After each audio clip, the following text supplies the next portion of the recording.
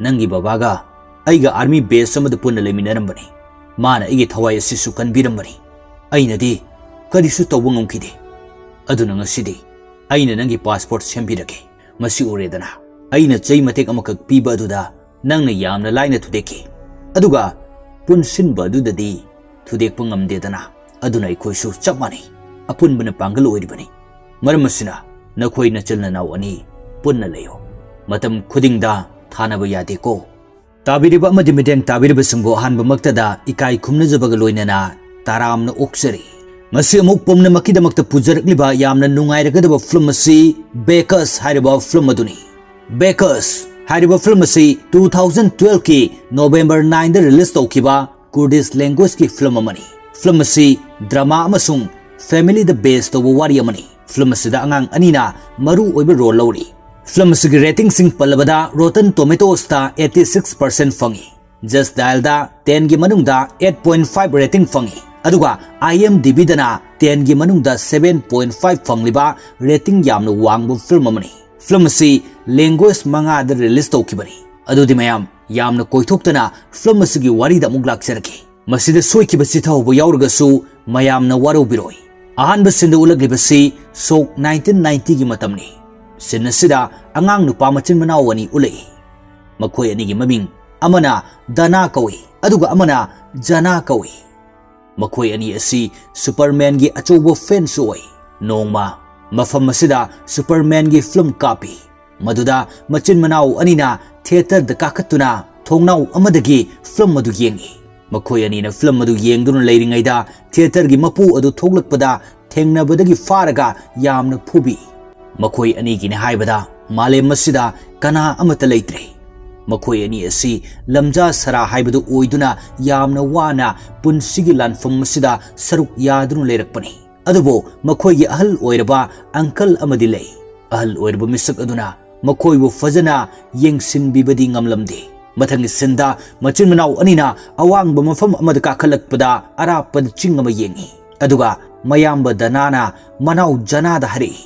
Superman do America da leiribani mahak na ikhoigi mating pangwa laklagadi ada uriba singa silandrun lakadoribani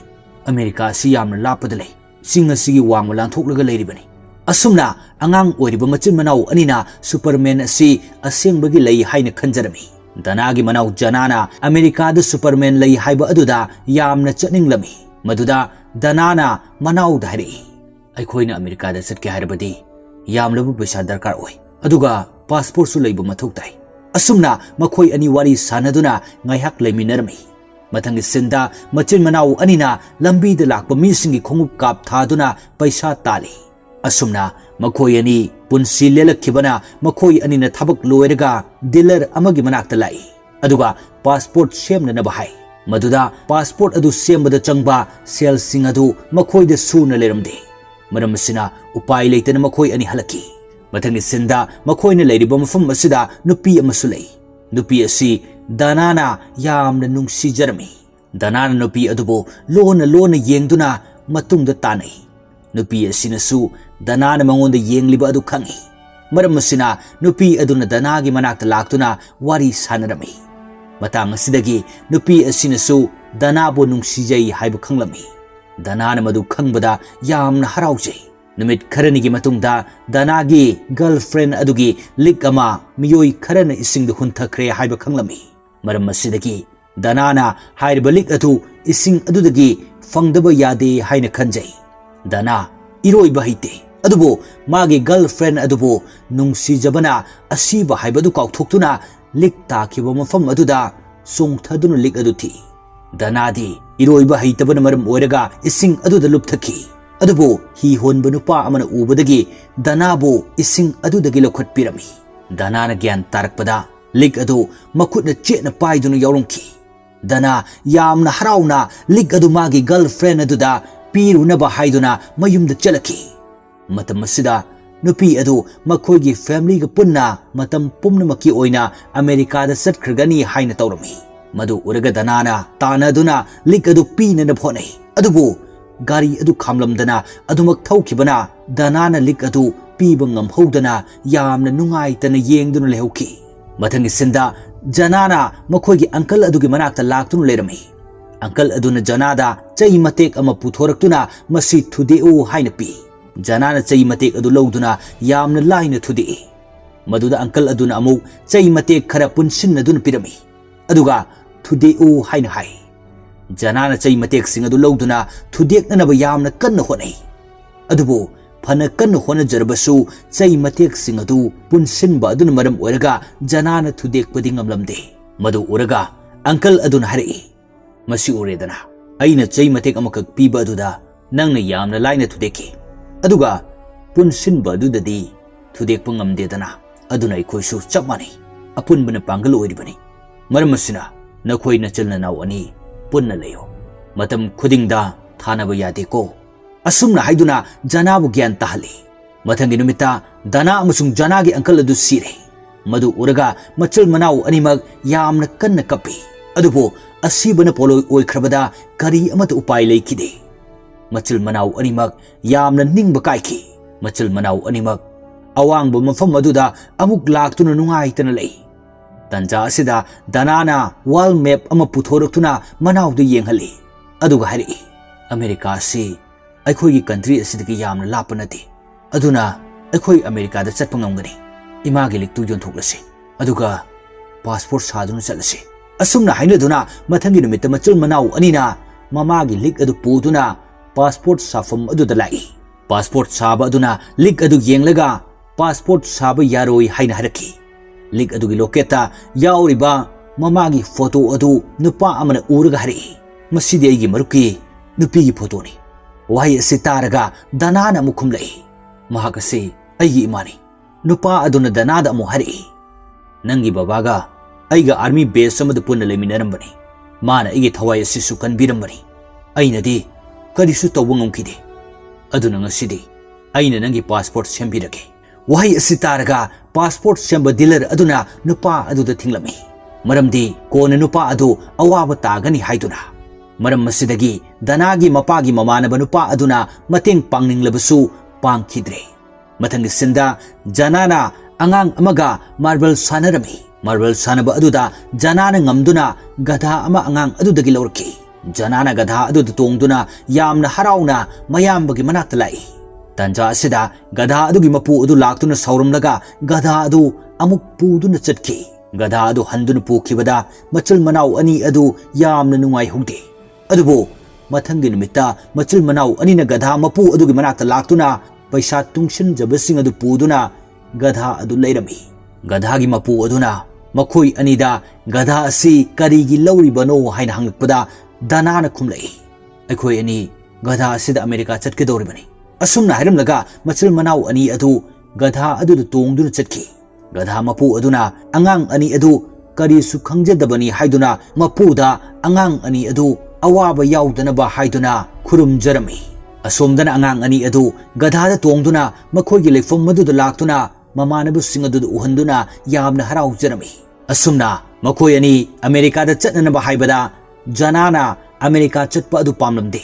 मदुदा दनाना Hari अमेरिकादा चतुना Superman दा हाइजदुना अखोइ इमा बाबाबु हंदुना थारकनबा हाइजरबदी Superman अखोइगी मतेंग सोइदना पांगबिरकनी असुमना हाइबदगी जनासु America चटपा अदु यारमी मखोइना चलमदाइदा mama मपागी मोंगफमदा चतुना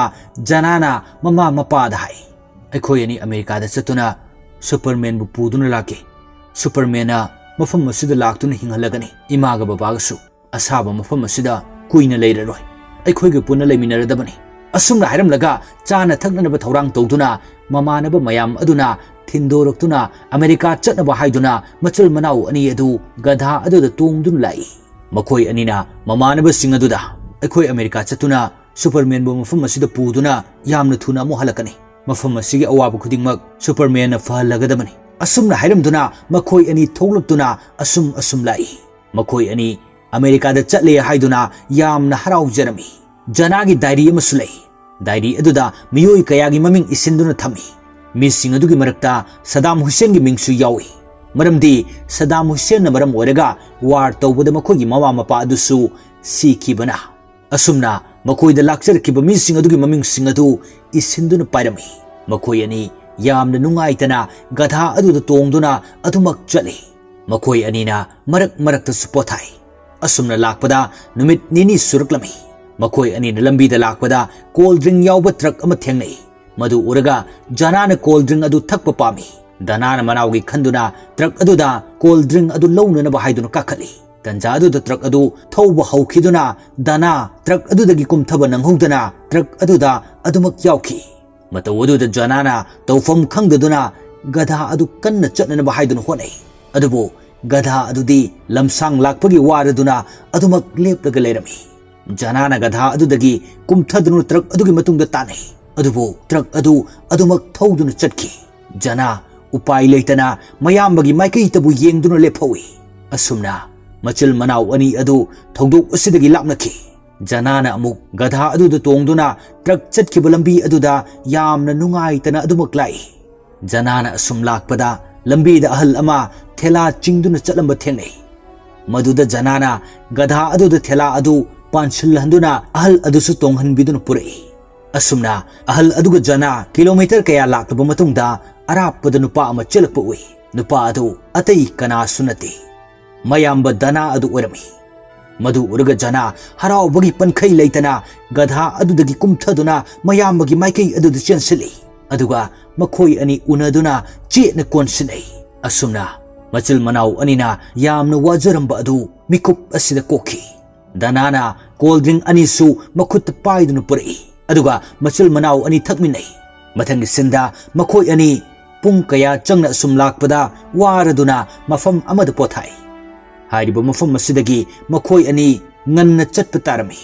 नोंग हेक आलकपगा मचिल मनाव अनि अदु अमुक चटप हौई कुइना चटब मतुंगदा बॉर्डर अदु योक्सिलकी बॉर्डर अदुदा आर्मी सिंग अंगांग अनि अदु उरगा नखोई अनिदी कदाइदनो हाइना हंगबदा जनाना अखोइगी लंबिदगी हंदोउ अखोई अमेरिकादा चटलिबनी हाइना हरि जनागी वा अदु तारगा आर्मी सिंग अदुना करेमनदुन नोक्लमी मरमदी कनागुंबा अमतना असुमना गधादा तोंगदुना अमेरिकादा चटप ओइथोक्ते हाइदुना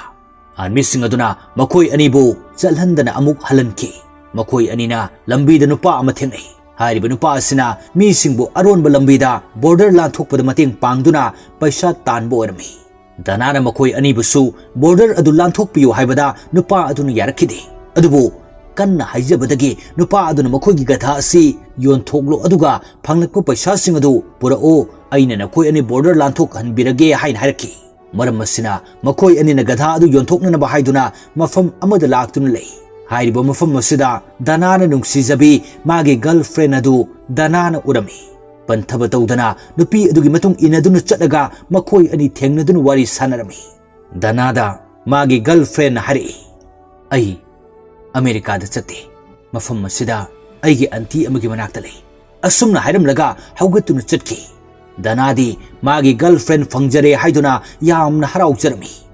दनाना नुपी अदु लोना येंगजदुना लei मथंगी नुमिता दनाना नुपी अदुगी मनाक्ता चतुना नुपी अदुगा उनदुना चटमिन्नरमी असोमदना जनाना तुम्बा हौरकपदा मयाम्ब लेरमदबा अदुदा यामना पाखलमी सोमदना बॉर्डर लांथोकपा नुपा अदु गाड़ी थौदोकननबा सेमसाई नुपा अदुना जनादा पैसा कदाइनो हंगबदा जनाना पाखुम अमदा पीदना लेपलमी मरम असिदगी नुपा अदुना मखोइबु थमलमलगा गाड़ी थौदुना चटकी ngaiak leiraga dana sulai madu urga janana yamna sawi maramdi matam chana halaktabana nupa adu chatkhre haiduna maduda danana hari ai mafam asidagi chalaroi mafam asida aigi girlfriend su lerame wahai asitaraga jana yamna sawnglami aduga hari ai di america satuna superman gi mateng loduna ima baba bu hingatlam pami adubu nangdi nangi girlfriend heli haiduna adum hariba natra asumna hairam laga janana danabu inthok lamlaga laki जनाना factory अमदा लाकपदा truck border लांथोकपगी लेरमी मदुदा जनाना truck अदुगी मखादा यानदुना यौरक्लमी असुम लाकपदा बॉर्डर चेक पोस्ट मनाक्ता यौसलकी मफम अदुदा दनासु मनाउगी खुंगुल लीदुना लाकलगा मखोई अनिमक ट्रक अदुगी मखादा लोतुना बॉर्डर अदु लांथोकलमी असुमना बॉर्डर गी अहानबा चेक पोस्ट अदु लांथोकलबा मतुंगदा ट्रक मपु अदुना खंगलतुना मखोई अनिबु कुमहलमी ट्रक मपु अदु दनागी मपागी ममानब अदु ओरमी दनाना मखुत लोनदुना हाइजै अहानबदा नुपा अदुना यामना सावरमी मरमदी मखोगी पुंसी अदु खुदोंग थिबा नंगनी हाइदुना अदुबो दनाना कन्ना हाइजबदगी नुपा असिना मतेंग पांगबिदुना mi amagi gari gi diki amada machil manau ani bu lotuna tonghalami asumna gari adu asum thauduna yamna sangna lai gari mapu adunu khanglakladuna makhoi ani adu lamhang adu hundoklamlaga thauduna chatki machil manau ani na upai leitana lamhang aduda makhongna asum chalami makhoina sum lakpada danana landmine amada makhong neli danana makhong adu phukattana adumak leplaga lei mafam asida hana lan su tawkhiba mafam oirami makhoi animak landmine gi maramdasu kupna khanglami maram asina danana adumak leptuna leiraga manau dhari ayak lengba yararoi aduna nang khul asida satuna mateng pangbina ba mukta hairu salo danana mayambagi wa adu taraga tawfam khangdana khul adu tamna chelaklami aduga mipung khuding mukta mateng pangbina ba haijai adubu kana amatana janagi wa adu tabiramde asomdana dana adu nungsagi maisa khangduna yamnu wana adumak leptuna lei danadi khangduna leibagi pangal yawraktre maram asina danana magi aroiba matam adu yawrakle haina khalami mikup asida danana aroibu oina manawbu uninglaki adubu manaw adudi lakpu ude danana landmine adudagi sirbasu yare khanduna chongthai maduda landmine adu pokhairamde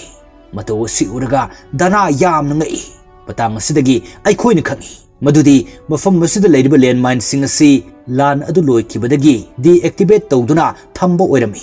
dana panthaba tawduna khul adu tamna chelaklaga manawbu koithi thi aroibada janana yamna wakhal nungaitana thamoi sokna famduna leiramba adu thengnarami madu uraga danana manawgi manak tamna chensilai janana su mayamba adu ubada yamna harauna hogalaklaga masu chensilaktuna machil manaw ani chetna konsinaduna nungaiba phongdoklami tanja asida janana makhoigi uncle na hairamba nachil nanaw ani kaidownungda thadoknaganu nakhoi ani pullabadi awaba kaya leirabasu thengnaba ngamgani hairamba adu ningsinglai janana mayamba adu superman amagumbani haina khanjai asumna makhoi anina america chatpa adu tokladuna makhoi country aduda machil manaw ani punna leiminaragani haina lepnaki aduga makhoi leifam aduda amuk harminarakhi asumna matang asida film asigi wari si solution ki mathangi nungairaba video amada amuk thengnaminarasi ngasigidi matang asida tension jari